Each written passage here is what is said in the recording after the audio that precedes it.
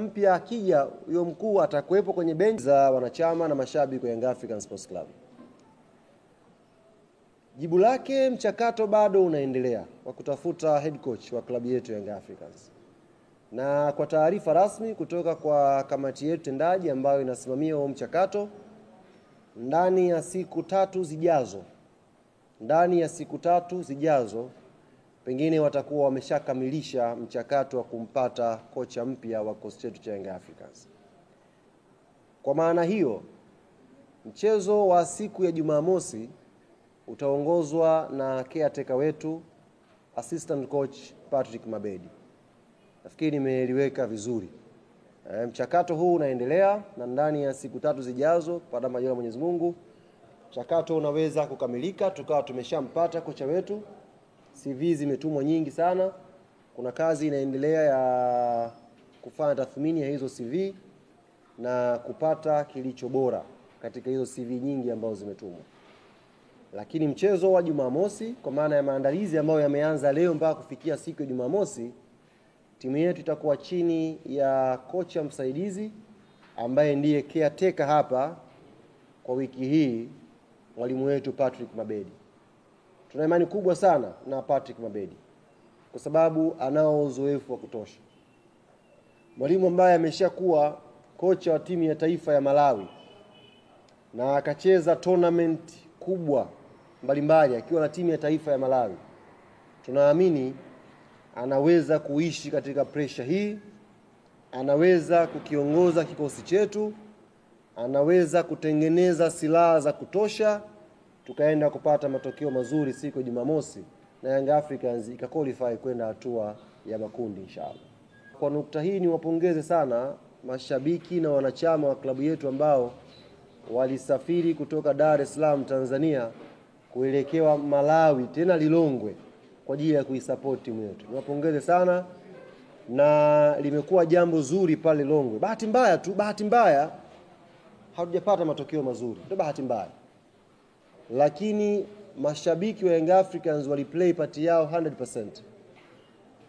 Wale wa Malawi walisema ndio kwa mara ya kwanza wameshuhudia timu ngeni ikiwa na idadi kubwa ya mashabiki. Katika level ya vilabu, katika level ya timu ya taifa, hawajawahi kushuhudia wingi ule uwanjani. Kwa maana yake mashabiki na wanachama klabu yetu Young Africans walifanya jukumu lao kwa 100% tu. Rehema siku ile ya ushindi haikuwa upande wetu. Na ndio maana hakuna hata mmoja katika nyinyi waandishi mliokuja hapa ambaye hata amegusia hilo jambo na kuwapongeza mashabiki tena kusafiri kuelekea Malawi kuisupport timu yao. Bahati mbaya tu uzuri wa lile tukio umefichwa na matokeo. Tumekosa matokeo na kila mmoja akaanza kujadili kuhusu mchezo, tukasahau kutoa credit kwa hawa watu ambao wamesafirishwa. Habari ambao tulisafiri kwenda Malawi, niwapongeze sana.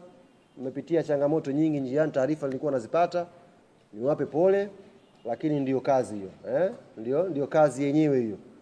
Kwa hiyo tunashukuru Mungu wote mmerudi salama na majukumu mengine yanaendelea. Hapo sasa kwa wanachama nilikuwa nawaambia tumepokea message nyingi sana. Jumbe mbalimbali na zote zilikuwa zinaelekeza ombi maalum la wanachama na mashabiki wa klabu yetu kwenda kwa kamati tendaji ya Young African Sports Club. Tumeona message ya mratibu wa mkoa wa Dar es Salaam, mzee wetu Shabani. Tumesikia maombi ya wanachama mbalimbali ndani ya Dar es Salaam na nje ya mkoa wa Dar es Salaam wakiuomba uongozi wa Young Africans mechi ya siku ya Jumamosi itolewe viingilio. Hiyo mechi tuwakabidhi wao. Hiyo mechi tuifanye kuwa ni mechi special ya mashabiki na wanachama wa Young African Sports Club kwenda kuibeba timu yao na kuipeleka hatua ya makundi. Sasa asubuhi leo viongozi wamekutana na wamelichakata. Of course kama mnakumbuka tulishatangaza viingilio. Tukasema mzunguko utakuwa 5,000, VIP C itakuwa 10,000, B 20 na A ikawa 30. na alhamdulillah mwamko ukaanza kuonekana kwamba watu wanaitaka mechi ya marudiano hapa Dar es Salaam. Lakini viongozi wamekutana asubuhi leo, wamejadili maombi hayo, wamepitia hoja ambazo wanachama wameziainisha, na kimsingi wamekubaliana kulipokea na kulipitisha ombi la viongozi wa matawi na wanachama wa klabu yetu ya Young Africans.